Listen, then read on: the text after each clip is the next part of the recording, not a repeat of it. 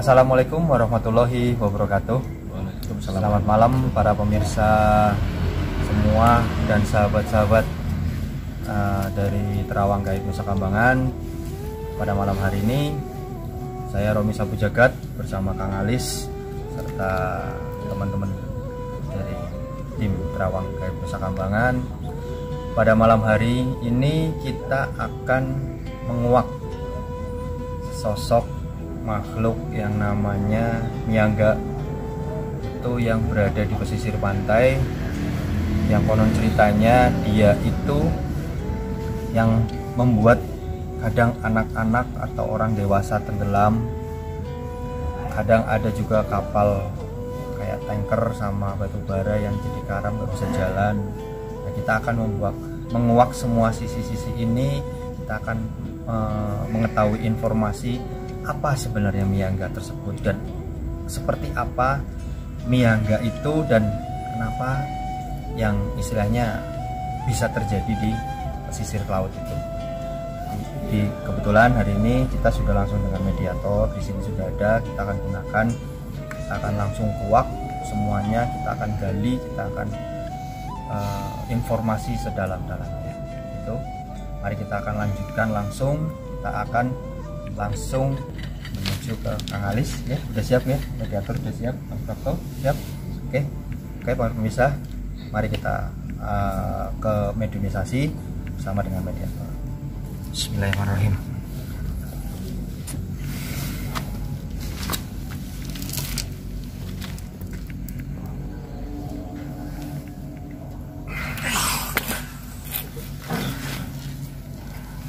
Assalamualaikum. Assalamualaikum. Assalamualaikum.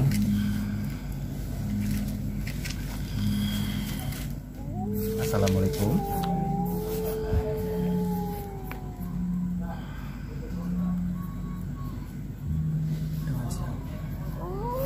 Assalamualaikum, dengan siapa ini?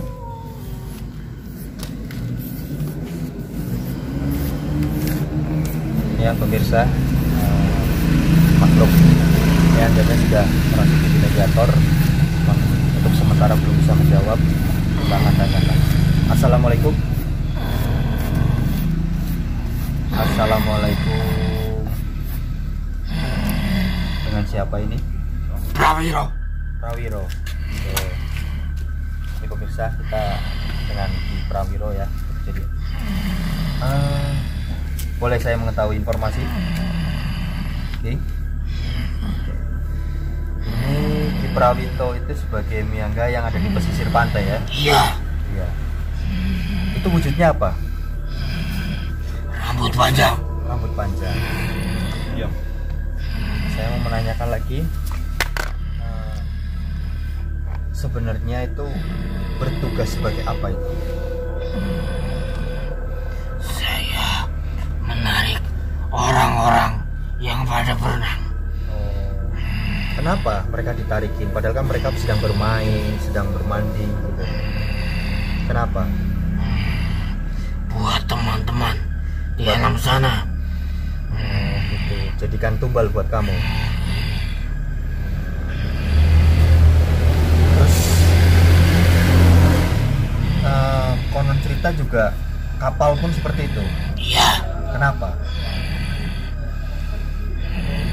Itu hanya sekedar buat teman atau emang itu ada faktor lain atau emang faktor kesengajaan? Faktor lain. Faktor lain. Biasanya faktor apa itu yang terjadi kalau bisa terjadi gitu? Mereka sebelum ke tengah laut harus ada sesajen Oh, harus ada harus ada sesajen. Udah kayak tradisi ya berarti ya. Tahu dia masa sisnya. Kalau seandai kata itu biar mereka tidak istilahnya orang-orang yang nggak bisa ditarik itu yang seperti apa? Yang taat. Taat beragama ya. Agamanya kuat ya. Jadi istilahnya orang-orang yang tidak bertaat, terus orang-orang yang hanya sekedar bermain-main atau apapun itu bisa itu ya.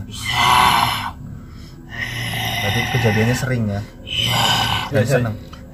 Biasanya kapan itu kalau terjadi? Tiap tahun. Oh, tiap tahun. Berarti Satu suro. setelah suro atau sebelum suro? Sebelum suro. Biasanya berapa yang ditarik, berapa orang biasanya kalau itu orang renang atau? Banyak. Ada batasan nggak? Tidak. Tidak. Pokoknya sebanyak-banyaknya. Iya. Dibawa kemana mas? Itu biasanya dibawa kemana itu? Ke alam saya. Ke alamnya. Oh, Iya. berarti ke alamnya ini. Kamu tepatnya di mana biasanya kalau itu tinggal? Dekat. Dekat mana? Bebatuan. Oh, bebatuan.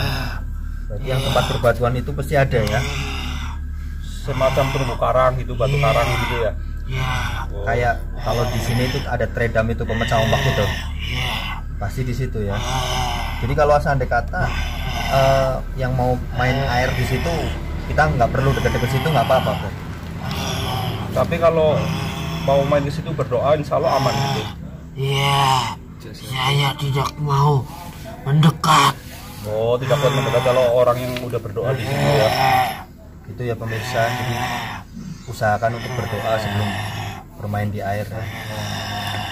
Informasinya Cukup, ya. informasinya udah ada lagi. Pesannya apa pesan? Ada pesan nggak? Lebih berhati-hati.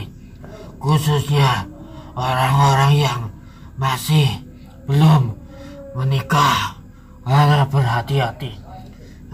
Kenapa itu? Saya lebih suka yang masih murni. Oh, belum menikah. Yang belum menikah ya. Iya. Udah ya. Makasih informasinya. Saya kembalikan ya. Kembalikan ke alamnya ya. Terima kasih ya.